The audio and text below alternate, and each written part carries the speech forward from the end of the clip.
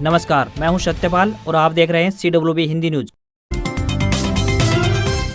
शक संवत 1945 विक्रम संवत 2080 आज माघ मास के कृष्ण पक्ष की 10वीं तिथि और दिन सोमवार है। तदनुसार अंग्रेजी तारीख 5 फरवरी सन 2024। 10वीं तिथि सोमवार शाम 5:25 तक रहेगी। उसके बाद 11 तिथि लग जाएगी।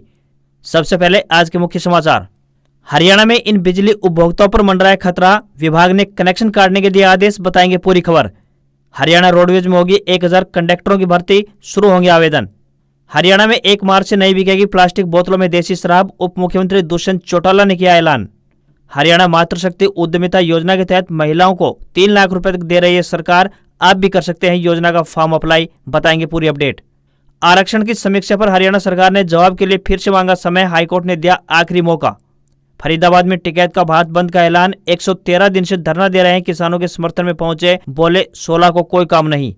हरियाणा कांग्रेस के गुटबाजी पर डिप्टी सीएम का तंज, बोले या फादर सन SR के प्रभारी ग्रुप, तो वहीं कैप्टन अजय यादव को JJP आने का दिया न्योता। ओला S1X electric scooter 4 kilowatt battery pack के साथ लॉन्च, फुल चार्ज में 190 किलोमीटर रेंज का दावा, 8 साल की वारंटी के साथ, कीमत 1,10,000 रुपए। रोहतक में सर्व कर्मचारी संघ की आक्रोश रैली, सरकार के खिलाफ उठाई आवाज, 16 फरवरी को भारत बंद में शामिल होंगे। प्रधानमंत्री श्री नरेंद्र मोदी ने असम में मां कामाख्या कॉरिडोर का किया शिलान्यास, काशी और महाकाल कॉरिडोर की तरह विकसित होगा, 498 करोड़ रुपए खर्च होंगे। जम्मू कश्मीर और हिमाचल में बर्फबारी, श्रीनगर की सभी flights cancel, Jammu Srinagar highway बंद, राजस्थान यूपी में बारिश का अलर्ट जारी। और अब खबरें विस्तार से। पश्चिमी विक्षोभ के कारण मौसम के बदले मिजाज का असर हरियाणा में रविवार को भी दिखाई दिया। शनिवार देर रात से शुरू हुई बूंदाबांदी के कारण प्रदेश के सभी जिले भीगे। सबसे अधिक बारिश महेंद्रगढ़, करनाल, सिरसा व पंचकुला में दर्ज की गई। इससे दिन में ठंडी हवाएं चलती रही और बादल छाए रहे। मौसम विभाग के अनुसार सोमवार यानी आज भी बारिश की संभावना बनी रहेगी। हालांकि उत्तरी व पूर्वी जिलों में इसका ज्यादा असर देखने को मिलेगा। 6 फरवरी को यह विक्षोभ आगे गुजर जाएगा। इसके बाद 3 से 4 दिन तक सुबह के समय घना कोहरा छाएगा। हवाओं की दिशा बदलकर उत्तरी होने से रात के तापमान में गिरावट दर्ज की जाएगी। वहीं 11 फरवरी तक मौसम शुष्क रहेगा। इसी बीच सरकार ने खराब हुई फसलों के मुआवजे के लिए भी क्षतिपूर्ति पोर्टल खोल दिया है। किसान इस पर विवरण अपलोड कर सकते हैं। जिला प्रशासन को भी गिरदावरी करवाकर रिपोर्ट दर्ज करवाने के लिए कहा गया है। नौकरी की खोज कर रहे युवाओं के लिए एक अच्छी खबर है। जियोलॉजिकल सर्वे ऑफ इंडिया यानी GSI की तरफ से लीगल असिस्टेंट समेत कई पदों पर भर्ती के लिए आवेदन मंगाए गए हैं। इच्छुक व योग्य उम्मीदवार आधिकारिक वेबसाइट gsi.gov.in पर जाकर आवेदन कर सकते हैं। इस भर्ती के लिए आवेदन करने की लास्ट डेट की बात करें तो 19 फरवरी 2024 है। इस भर्ती के लिए उम्मीदवार के पास मान्यता प्राप्त संस्थान से बैचलर या मास्टर्स डिग्री होना अनिवार्य है। उम्मीदवार ऑफिशियल वेबसाइट पर जाकर डिटेल चेक कर सकते हैं। इस भर्ती के लिए उम्मीदवारों की अधिकतम आयु 35 वर्ष होनी चाहिए। उम्मीदवारों को चयन विशेषज्ञों की चयन समिति द्वारा साक्षात्कार के माध्यम से किया जाएगा। ऑफिशियल वेबसाइट gsi.gov.in पर जाकर आप अप्लाई कर सकते हैं।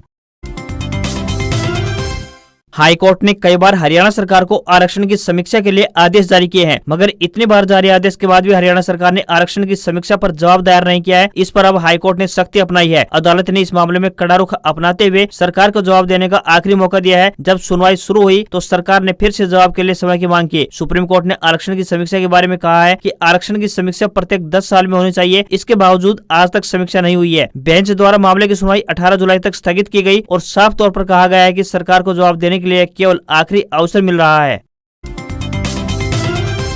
हरियाणा के जिला फरीदाबाद में 17 दिवसीय विश्व प्रसिद्ध सूरजकुंड अंतर्राष्ट्रीय हस्तशिल्प मेला शुरू हो चुका है। 2 से 18 फरवरी तक चलने वाले 37वें सूरजकुंड मेले का उद्घाटन शुक्रवार को राष्ट्रपति द्रौपदी मुर्मू ने किया था। यह ऐतिहासिक अंतर्राष्ट्रीय सूरजकुंड मेला 18 फरवरी तक चलेगा। इसमें देश समेत दुनिया के 40 से ज्यादा देशों के कलाकार कार्यक्रम पेश करेंगे। मेले के लिए प्रवेश शुल्क की बात करें तो आपको सोमवार से शुक्रवार तक प्रति व्यक्ति 100 रुपए और शनिवार, रविवार और राजपत्रित छुट्टियों पर 180 रुपए का भुगतान करना होगा और दिव्यांगों के लिए कोई शुल्क नहीं होगा। मेला सुबह 10 बजे शुरू होगा और रात 10 बजे तक बंद हो जाएगा। प्रतिदिन शाम 6 बजे से लेकर 8 बजे तक सांस्कृतिक कार्यक्रम आयोजित किए जाएंगे। देश के 27 राज्यों और विदेशों की कला और संस्कृति से रूबरू होने का मौका मिलेगा। विभिन्न देशों की हस्तशिल्प कला को जानने और उत्पाद खरीदने का भी अवसर मिलेगा। आप कई राज्यों के स्वादिष्ट व्यंजनों का स्वाद ले सकेंगे, जैसे बिहार का लिट्टी चोखा, गोवाना की जलेबी, गुजरात का ढोकला इडली, राजस्थान का दाल बाटी और चूरमा। मेट्रो से जाने के लिए बदरपुर मेट्रो स्टेशन पर उतरना होगा। वहां से आप 2 किलोमीटर दूर सूरजकुंड जाने के लिए ऑटो ले सकते हैं।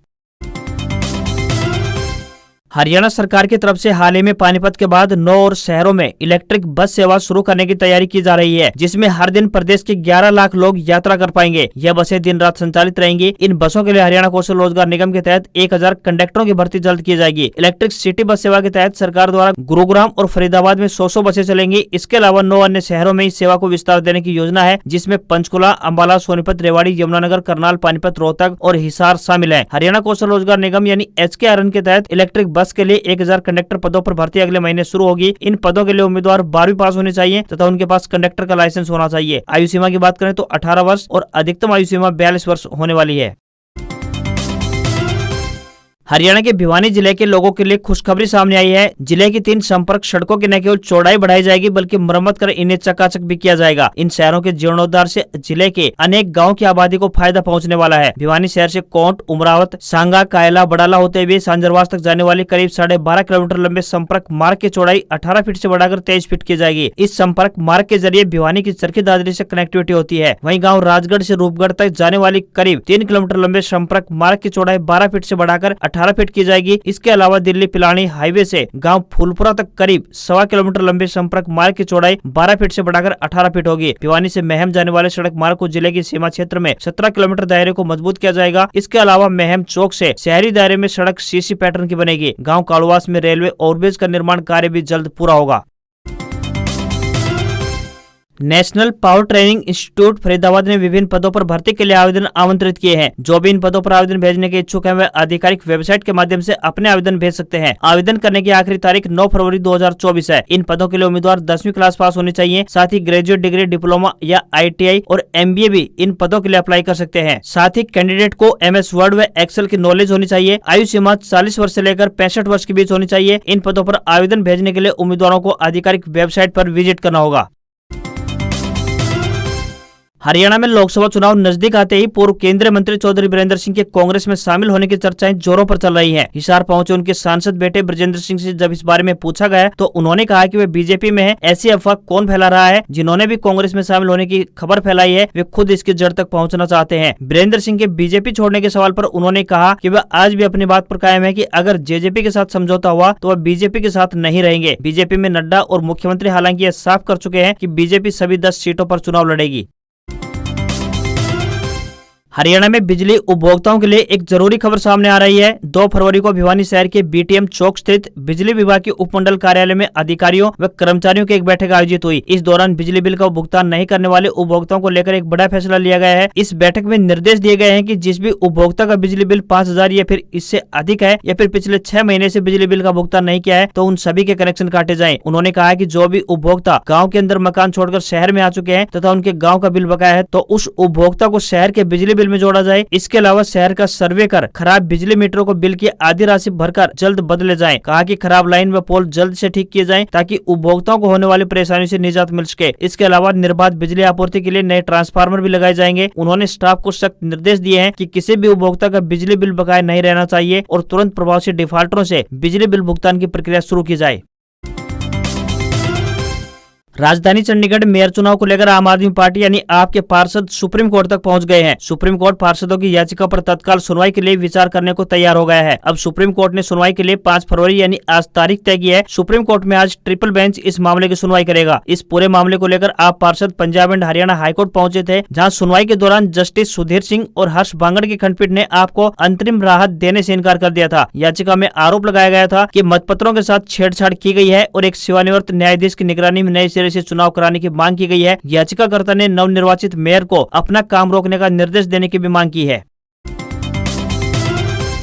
हरियाणा सरकार ने पर्यावरण संरक्षण को लेकर बड़ा कदम उठाया है। दरअसल प्रदेश के उप मुख्यमंत्री दुष्यंत चौटाला ने 1 मार्च 2024 से प्रदेश में देसी शराब को प्लास्टिक की बोतलों में बेचने पर प्रतिबंध लगा दिया है। इसकी जानकारी दुष्यंत चौटाला ने खुद दी है। उन्होंने कहा कि हरियाणा 1 मार्च 2024 से ऐसा करने वाला देश का पहला राज्य होगा। हरियाणा के उप मुख्यमंत्री दुष्यंत चौटाला ने कहा कि 1 फरवरी से फसलों की जनरल गिरदावरी शुरू की गई है, जो कि 1 मार्च 2024 तक प्रदेश भर में चलेगी। इस दौरान राज्य में ओले गिरने से फसलों को जो नुकसान पहुंचा है उसकी जिला प्रशासन को रिपोर्टिंग करने को निर्देश दिए हैं। साथ ही किसान खुद भी राजस्व विभाग के क्षतिपूर्ति पोर्टल पर नुकसान की रिपोर्ट अपलोड कर सकते हैं। सभी रिपोर्ट मिलान करने पर किसानों को उनकी क्षति की पूर्ति के लिए मुआवजा दे दिया जाएगा।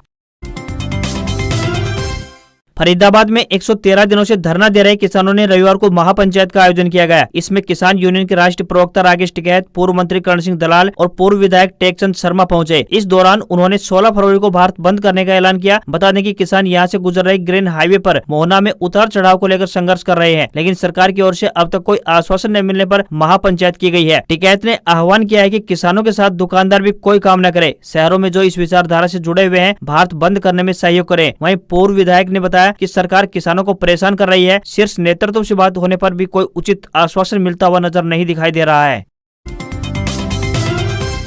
डिप्टी सीएम दुष्यंत चौटाला ने कांग्रेस की गुटबाजी को लेकर बड़ा बयान दिया है। उन्होंने कहा है कि आज के दिन जितना विपक्ष डिवाइडेड है उतना देश के राजनीतिक इतिहास में कभी पहले नहीं रहा है। डिप्टी सीएम ने कहा कि हरियाणा में कांग्रेस पूरी तरह से बटी हुई है। यहाँ एक फादर सन ग्रुप है, एक SRK ग्रुप है और एक प्रभारी ग्रुप है। कांग्रेस में जितने ग्रुप बन चुके हैं, मुझे नहीं लगता कि कांग्रेस के खात्मे के लिए किसी और चीज की जरूरत है। डिप्टी सीएम ने कहा कि कैप्टन अजय यादव ने खुलकर कह दिया है कि मेरे को तो घुटन होने लगी है। उन्होंने कहा कि यदि कांग्रेस में उन्हें इतनी घुटन है तो हमारे दरवाजे खुले हैं, सम्मान भी आपको ज्यादा देंगे और आपको आगे रख के भी चलेंगे। डिप्टी सीएम दुष्यंत चौटाला ने यह बयान चंडीगढ़ में एक प्रेस कॉन्फ्रेंस के दौरान दिया है।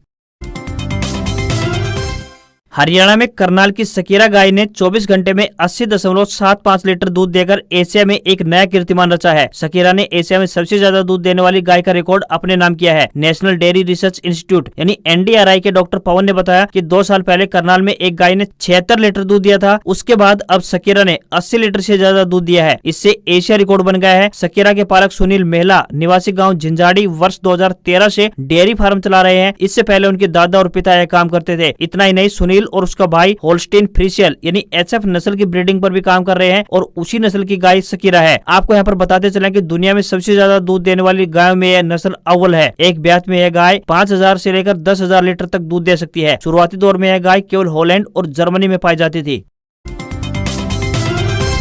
हरियाणा सरकार ने महिलाओं को आत्मनिर्भर और आर्थिक रूप से सशक्त बनाने के लिए वर्ष 2021-22 से हरियाणा महिला विकास निगम के माध्यम से हरियाणा मातृशक्ति उद्यमिता योजना शुरू की है। हरियाणा महिला विकास निगम महिलाओं के उत्थान और अपने स्वयं के उद्यम स्थापित करने के लिए सब्सिडी के रूप में वित्तीय सहायता प्रदान कर रहा है, ताकि वे कृषि, उद्योग और व्यापार जैसे क्षेत्रों में आर्थिक रूप से सक्षम बन सके। इस योजना के तहत हरियाणा के ग्रामीण और शहरी क्षेत्रों के उन महिलाओं व लड़कियों को 3 लाख रुपए तक का ऋण प्रदान किया जाता है जिनकी वार्षिक आय 5 लाख रुपए से अधिक न हो और आयु 18 वर्ष से लेकर 60 वर्ष के बीच हो। इस योजना के अंतर्गत आवेदक द्वारा समय पर किस्तों का भुगतान करने पर निगम द्वारा 3 वर्ष तक 7% ब्याज अनुदान राशि पर भुगतान किया जाता है। योजना के तहत महिलाओं को ब्यूटी पार्लर, सिलाई, बुटीक, फोटोकॉपी दुकानें, पापड़ बनाना, अचार बनाना, कन्फेक्शनरी दुकानें, food stall, ice cream, biscuit making, handloom, bag making, canteen service आदि के लिए लोन मुहैया कराया जाता है। अधिक जानकारी के लिए आप नजदीकी बैंक से संपर्क कर सकते हैं। आज खबरों में बस इतना ही। देखते रहिए आपका अपना हरियाणा का सबसे बेहतरीन news channel CWB Hindi news. नमस्कार। इसी आशा के साथ आपका दिन शुभ रहे।